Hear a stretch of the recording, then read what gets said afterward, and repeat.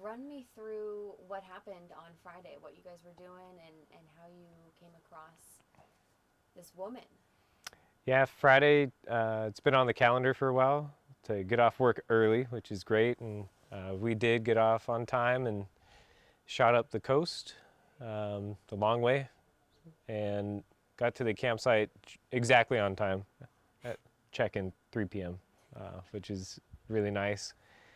And instantly set up camp, and then top priority is try to surf, and we went and checked the surf, and it wasn't any good. And that's where things may have gotten lucky for Angela. We, um, yeah, struck out on the surf, went back to the campsite, and we're like, hey, let's go for a walk up the beach, you know, and look for a spot to maybe fish tomorrow or another surf spot. And Chelsea wanted to go a different way down to the beach that sounded like a real trail and safe. And I was like, oh, come on, there's this other spot. Let's try it. And I twisted her arm and we went for it. And yeah, then we got down to the beach at like 3:45 or 4 o'clock and started walking north. Yeah, no footprints on the beach anywhere, just completely empty and rocks, a lot of them. Thought you had the whole place to yourself, probably. Yeah. Yeah. Oh So yeah, this is I'll keep. probably around the time you make a discovery, right? Yeah, we kept. Yeah, so we kept walking up the beach, and Chelsea yells out, "A jeep!" And I was like, "Ooh, this is exciting!" And there it is. It's like a super nice new jeep, just totaled in the rocks in the surf line. And we both were like, "This is a pretty. This is insane. Something's going on here." And I told Chelsea, like, "Stay back for a second. There might be a body here. This looks pretty fresh." Like I thought it landed that morning, Friday morning. Looked like. But I wasn't so sure because there was already so much rust. The ocean is gnarly and had been there a week. So I was also thinking maybe this is old news. Like, we don't watch the news. Maybe there was a wreck like weeks ago. And so yeah, we weren't totally sure. He was pretty sure it was new. I was like, maybe? I don't know. Look at all the rust. There definitely weren't any survivors, is what we were thinking, looking at the state of the Jeep. You could barely tell it was a Jeep. And so yeah, he ran ahead to see if there were any bodies, and there weren't. There was just debris everywhere.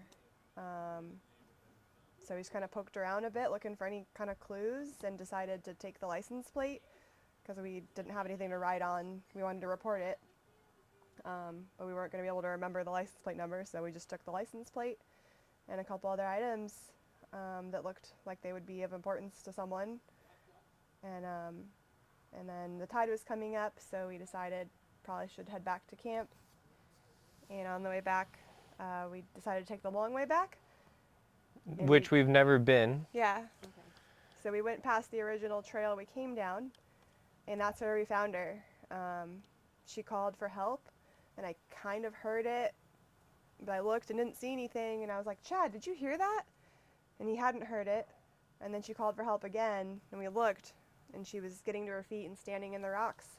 And she looked really beat up, and we ran up to her, and she said she wrecked her car, and we were like, was it the white Jeep? And she said yes, at which point we like internally panicked, but stayed calm, and we were like, oh my God, we're going to help you.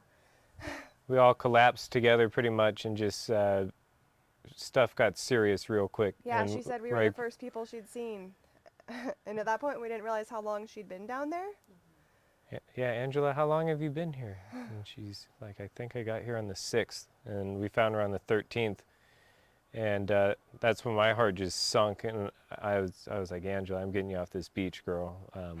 And Chelsea ran for help at that point, and I was just trying to get Angela off the rocks, up the hill to the campground. That was my goal, which is really hard on that beach because the rocks and the tide was coming up.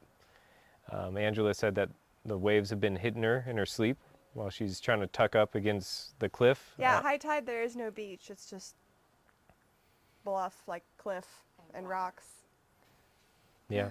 Wow. When we found her, the only thing she had on her, like for equipment, was a piece of radiator hose. That was it. And I asked I made a joke, hey, what are you doing with that hose, Angela? And she had a good sense of humor and good attitude. And she's like, that's how I've been collecting water off the rocks. And she's been laying on her back drinking water out of that thing. Just holding it up, trying to get drops of water. And that's what kept her alive. Wow. So, I mean, obviously, finding her in these rocks probably looked like she had been out there for about a week, right? Angela Yeah, looked like she's been on the beach a long time. Yeah. What was that emotion like for her, or seeing her first people in a week? She thought we were a mirage. She didn't think we were real. She didn't for a while, even when I walked around with her for like 5 minutes. She's Really? like, I can't tell if I'm dreaming or not. Like, is this real? Like, and she told me, like, I woke up this morning and knew today was going to be a good day. And I was like, wow, how about that? And we just rattled back and forth, navigating over the rocks, trying to figure out like which way to get off the beach. Both ways are terrible, actually. And so we went with the less terrible way. And that's where we had to wait for search and rescue to come take over. So explain just how steep that area is, how dangerous that area is. Now that you've seen it firsthand, I mean, imagining a car going.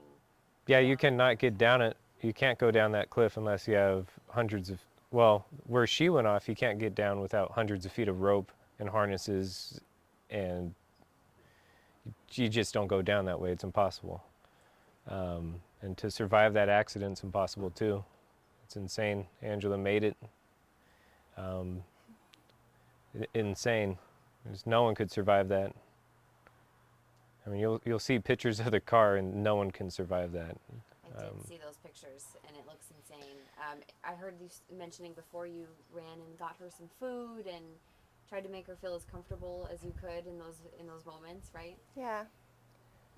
So after we put together the pieces that she was the person that had driven that car off the cliff, we'd hiked down a whole bunch of water. It was in his pack, and I run.